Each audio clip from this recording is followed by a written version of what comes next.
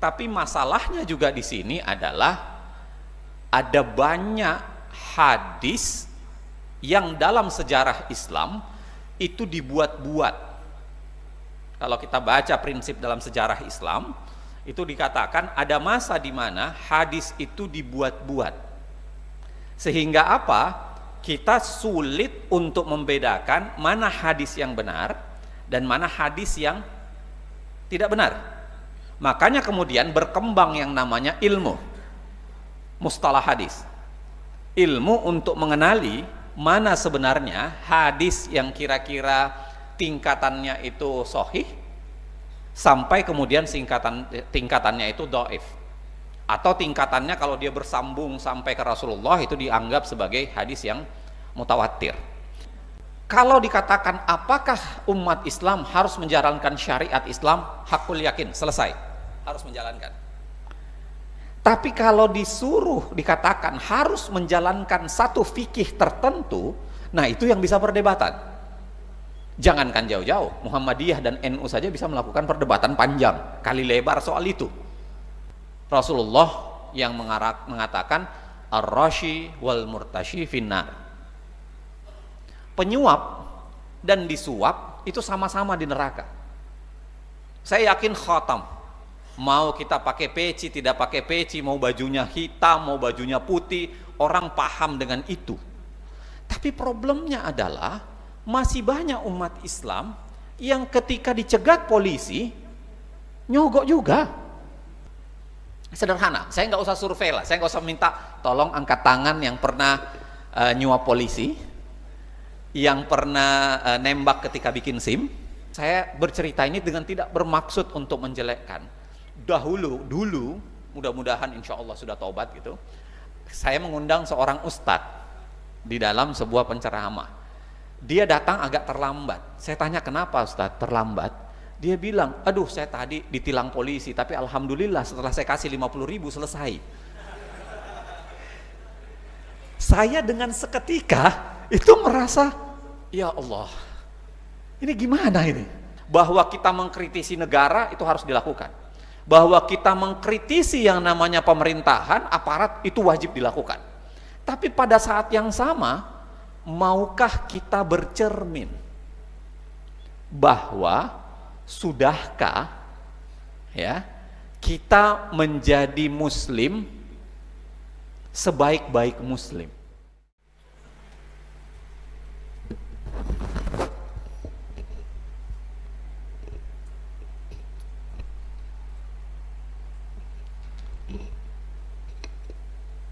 Bismillahirrahmanirrahim. Assalamualaikum warahmatullahi wabarakatuh.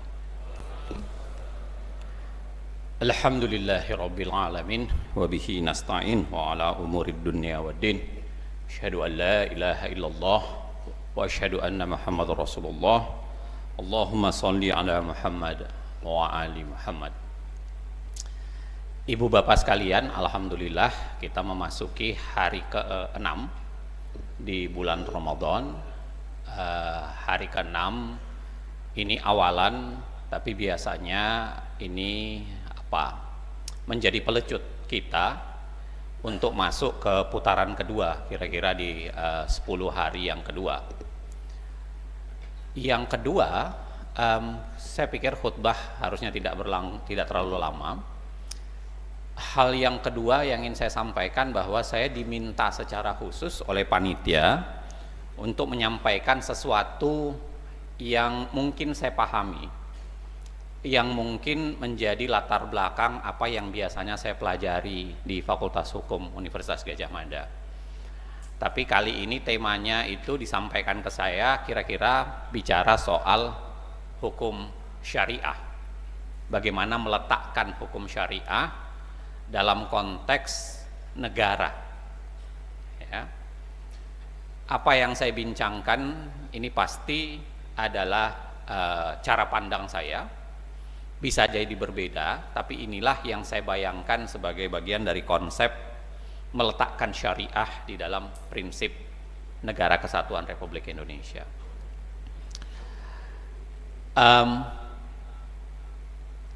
Dalam Al-Quran dikatakan dikaitkan dengan Ramadan ini, syahrul Ramadan allazi unzila fi'il Qur'an hudal linnasi wa bayyinatin minal huda wal furqan. Di surah Al-Baqarah disampaikan bahwa di bulan Ramadan ini ya itu diturunkan yang namanya Al-Qur'an. Al-Qur'an ini adalah hudal linnasi wa bayyinatin minal huda wal furqan. Jadi dia menjadi petunjuk ya dan pembeda minal huda wal furqan ya. Dalam konteks itu kita kaitkan dengan apa yang mau kita bicarakan hari ini, yaitu soal syariat. Karena tentu salah satu yang dibincangkan banyak di dalam Al-Qur'an itu sendiri adalah tentu saja adalah soal syariat Islam. Sebelumnya saya mau letakkan dulu persamaan cara pandang kita soal hukum Islam. Dalam prinsip hukum Islam, rata-rata para ahli, para fuqaha, para pemikir itu meletakkan dalam 3 konteks. Beberapa imam itu sedikit berbeda, ada yang menyampaikan 4, tapi paling tidak 3 konteks.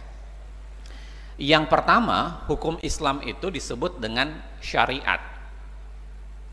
Syariat itu adalah konteks Al-Qur'an dan Al-Hadis. Jadi Al-Qur'an tidak ada keraguan. Zalikal kitabu la raiba fiha hudal lil muttaqin. Kalau dalam bahasa di dalam Al-Qur'an itu sendiri menyampaikan. Jadi syariat ini letaknya itu adalah wajib ditaati, wajib diikuti. Tentu bagi orang yang sudah percaya. Dalam bahasa anak muda kita sekarang sudah lock in.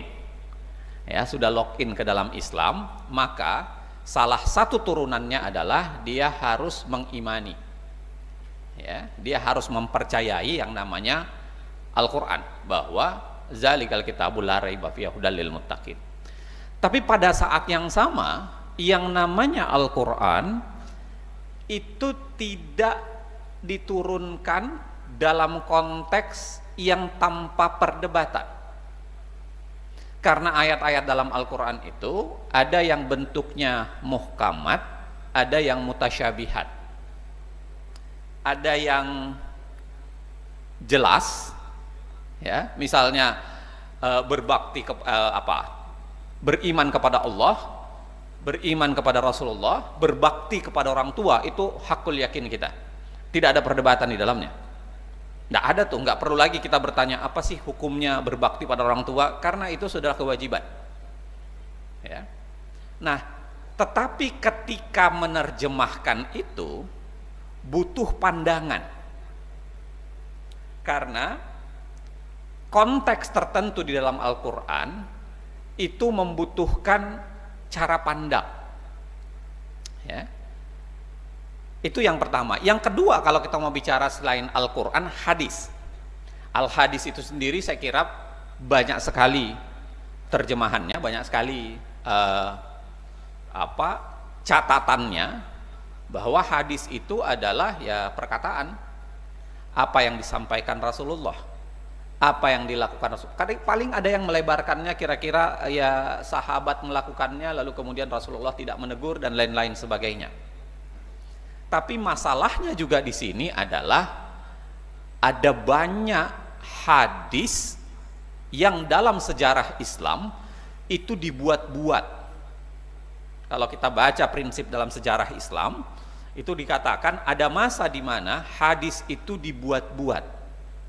Sehingga apa? Kita sulit untuk membedakan mana hadis yang benar dan mana hadis yang tidak benar.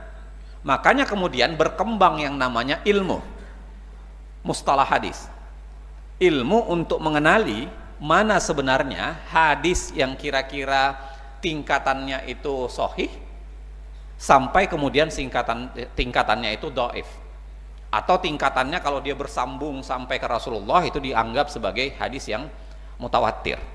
Artinya begini, syariat itu tidak ada keraguan di dalamnya. Tapi pada saat yang sama dia membutuhkan ilmu. dia membutuhkan penafsiran, dia membutuhkan catatan. Ya bukan Al-Qur'annya yang butuh, tapi ketika mau dipakai dalam kehidupan sehari-hari, seringkali membutuhkan itu. Nah, itu yang mendatangkan konteks hukum kedua dalam hukum Islam, itu disebut dengan fikih. Kalau fikih itu pandangan yang ada. Makanya orang bisa jadi berbeda pendapat. Pandangannya luas. Misalnya, Quran mengatakan la mastumun nisa. Jangan dilarang bersentuhan dengan perempuan. Apa makna bersentuhan? Itu para ahli fikih, para fuqaha beda pendapat. Apa yang dimaksud la mastumun nisa itu bersentuhan perempuan? Imam Syafi'i misalnya mengatakan ya bersentuhan secara harfiah itu membatalkan. Kebetulan itu banyak dipakai misalnya dalam konteks negara seperti Indonesia. Tapi imam yang lain mengatakan tidak.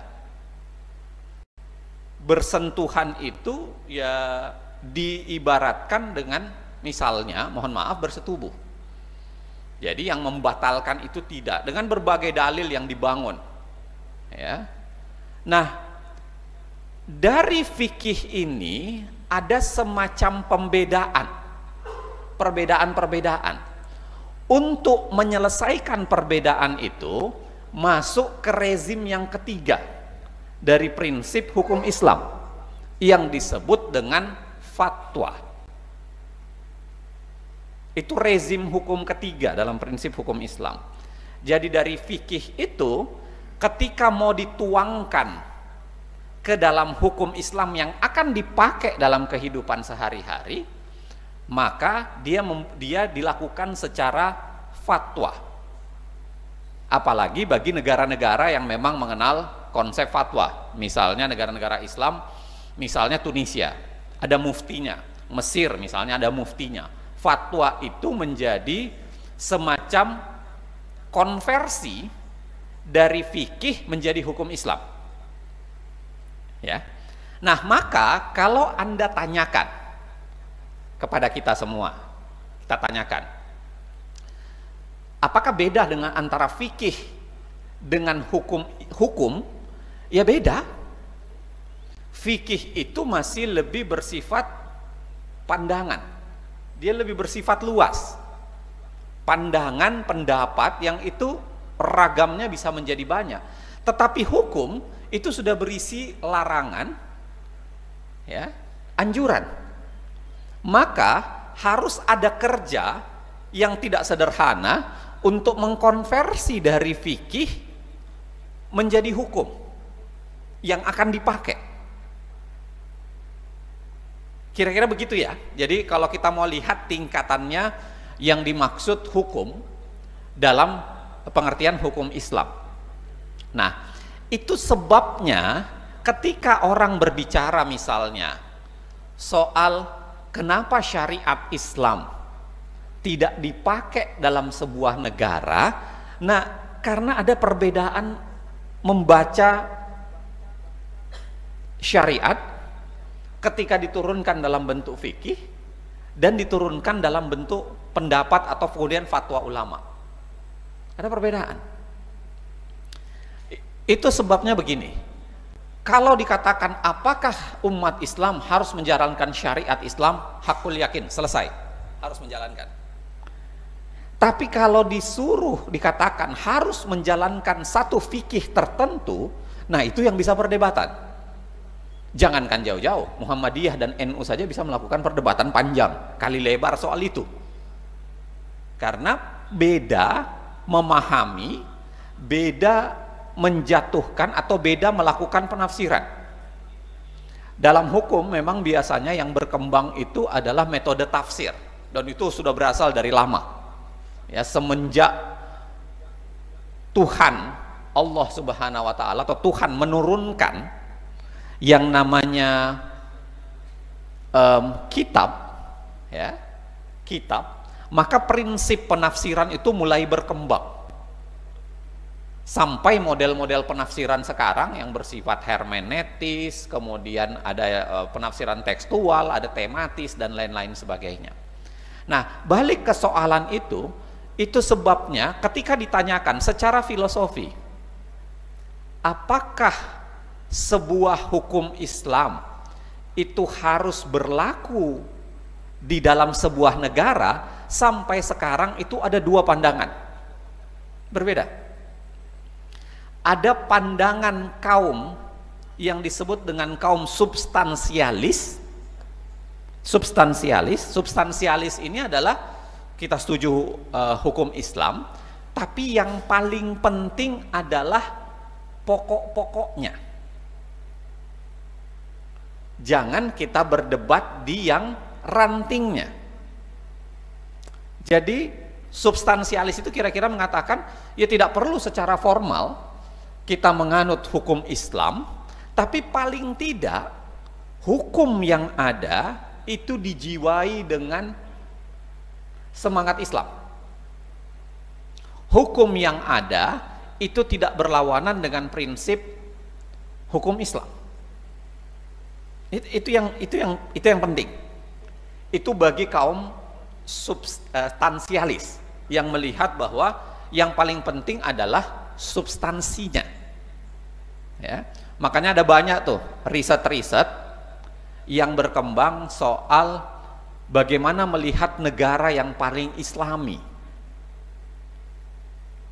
Kalau dibedahkan, ada seorang profesor dari Harvard yang kemudian membuat standar keislaman, walaupun itu dalam kehidupan sehari-hari, ya, dan walhasil memang negara-negara Islam itu tidak ada yang menduduki peringkat awal, semuanya di peringkat-peringkat bawah gitu. Karena prinsip negara Islam, misalnya prinsip kehidupan Islami, misalnya kebersihan, lalu kemudian tidak mengambil hak orang lain, lalu kemudian mencintai orang lain, menghormati orang lain, itu ternyata lebih banyak di negara-negara misalnya kayak Skandinavia, Jepang dan lain-lain sebagainya. Nah, ini biasanya diterima bagi pandangan kaum substansialis. Tapi di rezim kedua ada pandangan yang disebut dengan kaum formalis. Bagi kaum formalis ini adalah hukum Islam itu harus berlaku, harus menjadi pondasi, harus menjadi dasar yang menjadi pegangan seluruh umat manusia. Ya, dalam satu negara juga begitu, harus menjadi pegangan bersama, dan dia harus tercermin ke dalam sistem negara. Negaranya adalah negara Islam. Bagi kaum formalis ini khususnya juga menguat, ya, ketika pada faktanya pasca kolonialisme. Kalau kita baca beberapa buku yang menjelaskan soal itu, pasca kolonialisme dan jatuhnya yang namanya Turki Utsmani, nyaris tidak ada lagi negara yang mengembangkan sebagai negara Islam murni secara khilafah. Enggak ada. Semua negara itu bermodel negara kebangsaan. Negara kebangsaan. Bukan lagi negara dalam konteks khilafah. Ya kan? Makanya Pakistan negara republik. Mungkin 78 yang paling banyak dikenang orang itu adalah Iran. Iran republik. Tentu satu kelas tersendiri nih, kalau saya panjang saya ceritakan lagi soal respublika ya, republik itu, maksud republik itu. Tapi dia lebih pada corak negara kebangsaan.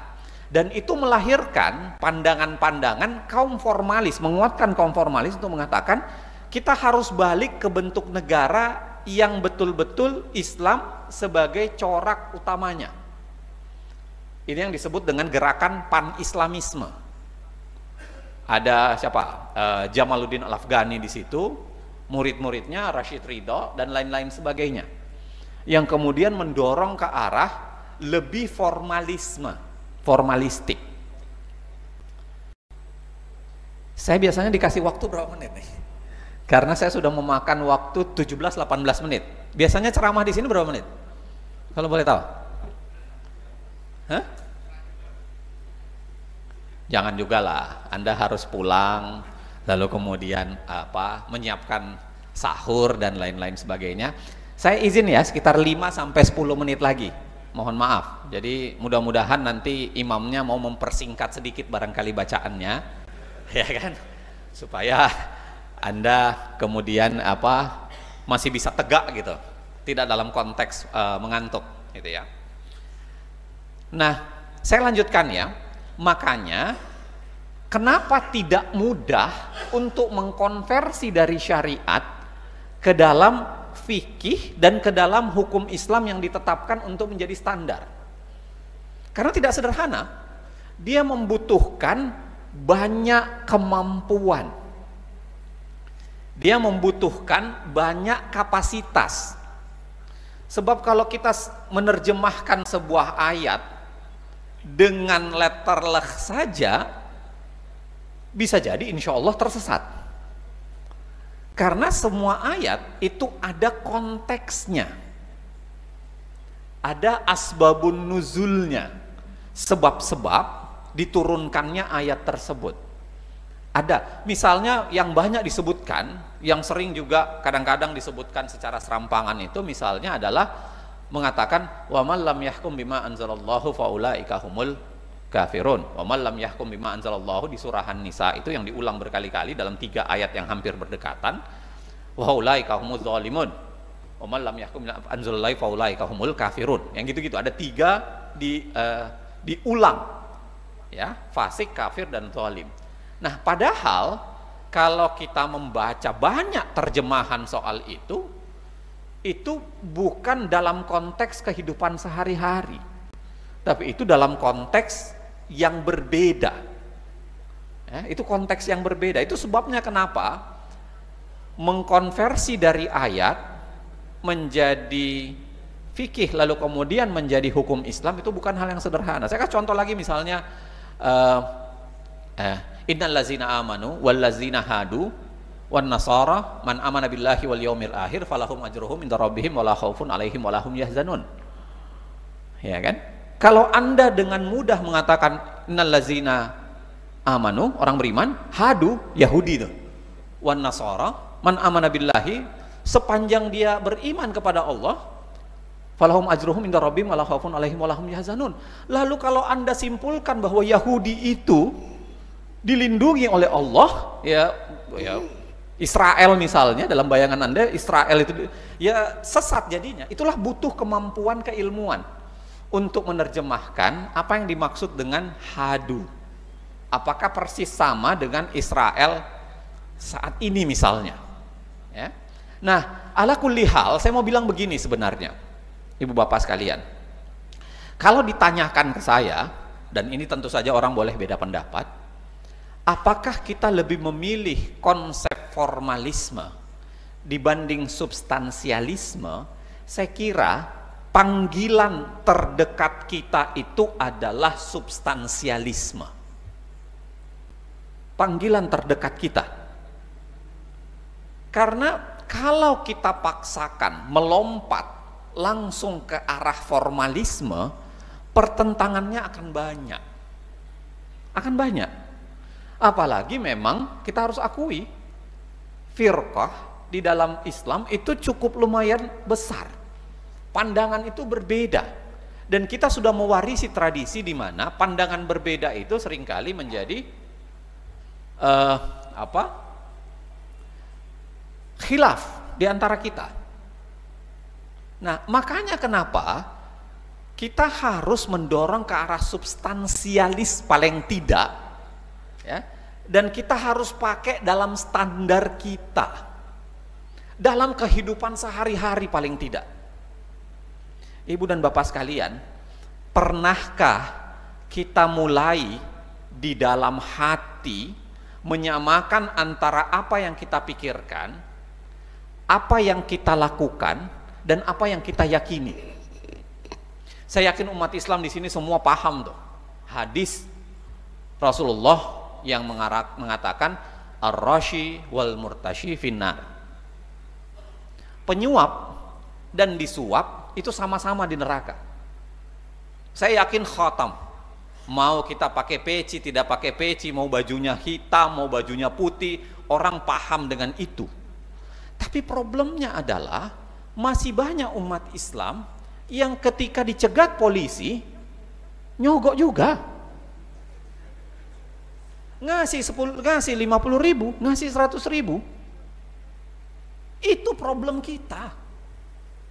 Problem kita itu adalah kita belum mampu, ya, belum berani, belum istiqomah dalam menempatkan apa yang kita yakini, apa yang kita ketahui dengan apa yang kita lakukan. Sederhana, saya nggak usah survei lah, saya nggak usah minta tolong angkat tangan yang pernah nyuap polisi, yang pernah nembak ketika bikin SIM, ya kan, yang ketika bikin KTP masukkan uang pelicin supaya cepat. Kita kan seringkali ya melupakan yang begituan. Padahal menurut saya itu esensialisnya di situ, substantifnya di situ. Yaitu ketika yang namanya suap, ibu dan bapak sekalian, itu sifatnya resiprokal, saling. Tidak ada orang yang disuap kalau tidak ada penyuap. Itu sebabnya kenapa hadis Rasulullah itu mengatakan ar-rashi wal murtashi finnar. Penyuap dan disuap sama-sama di neraka, karena memang dosanya sama dan sebangun. Lah kok kita dengan PD itu masih mau ngasih 50 ribu, 100 ribu kepada polisi? Saya bercerita ini dengan tidak bermaksud untuk menjelekkan. Dulu, mudah-mudahan insya Allah sudah taubat gitu, saya mengundang seorang ustadz di dalam sebuah penceramah. Dia datang agak terlambat. Saya tanya, kenapa ustadz terlambat?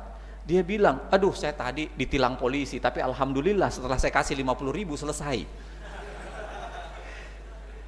Saya dengan seketika itu merasa, ya Allah, ini gimana ini? Nah, itu contoh yang sederhana. Bagaimana kita memberlakukan dalam konteks. Jadi kalau kita langsung tiba-tiba mau melompat ke dalam konteks hukum Islam, menurut saya kejauhan. Saya khawatir, ya, kita tidak naik kelas dari kelas 1 ke kelas 2, langsung minta lompat ke kelas 3 SMA. Itu sebabnya menurut saya, mari yang kita bangun, ya, yang itu, karena pandangan Islam sebenarnya, insya Allah 3 menit lagi, supaya tidak terlalu lama, insya Allah, pandangan Islam sebenarnya itu ada 3, soal bagaimana negara itu bisa berubah.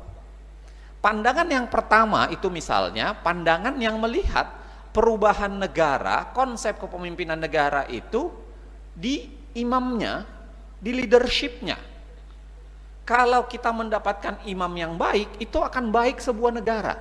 Makanya kenapa proses pemilihan imamnya itu harus dikawal dengan ketat. Itu pandangan pertama. Misalnya seingat saya Al-Ghazali. Pandangan yang kedua itu melihat bahwa tidak. Yang penting itu bukan sekedar imamnya, tapi pelaksananya. Para pekerjanya, kabinetnya lah. Ya kan? Soal gemuk atau tidak kabinet itu soalan, silahkan perdebatkan sendiri. Tapi kira-kira kabinetnya itu bekerja dengan baik atau tidak. Jadi bukan sekedar pemimpinnya, tapi pelaksana lapangannya. Nah, Al-Mawardi itu juga termasuk yang bicara banyak soal ini. Tapi ada yang ketiga yang berpandangan bahwa negara itu bisa menjadi baik kalau bukan hanya pemimpinnya, tapi juga pelaksananya plus masyarakatnya. Makanya Rasulullah diutus, innama bu'istu liutammima makarimal akhlak. Karena yang pertama harus diperbaiki itu adalah kita semua ini. Islam itu salah satu tugas utama yang diemban oleh Rasulullah itu adalah liutammima makarimal akhlak, memperbaiki kita. Sudahkah ya bahwa kita mengkritisi negara itu harus dilakukan, bahwa kita mengkritisi yang namanya pemerintahan, aparat itu wajib dilakukan. Tapi pada saat yang sama, maukah kita bercermin bahwa sudahkah ya kita menjadi muslim sebaik-baik muslim, orang yang tidak menyuap ketika ada kesempatan, orang yang tidak korup ketika ada kesempatan, orang yang tetap menghargai orang lain, orang yang tetap mencintai orang lain sebagaimana ya dianggap sebagai bagian dari diri kita. Ikhwanul muslimin, sesama muslim ya. Sudahkah kita melakukan itu? Mudah-mudahan ceramah saya singkat, nggak singkat juga karena 27 menit, mohon maaf saya. Mudah-mudahan berarti khususnya buat saya dan kita semua. Nasrum minallah wa fathun qarib wa basyiril mu'minin. Assalamualaikum warahmatullahi